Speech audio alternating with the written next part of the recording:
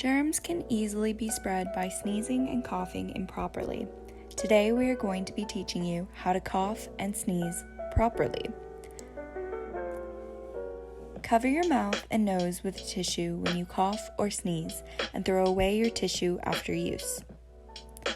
Do not cough or sneeze into your hands. If you do not have a tissue, cough or sneeze into your elbow, never your hands. If you are in public wearing a mask, make sure that your mask is secure on the top and on the bottom and lean into your elbow. Remember, covering coughs and sneezes and keeping hands clean prevents the spread of COVID-19. Thanks for watching.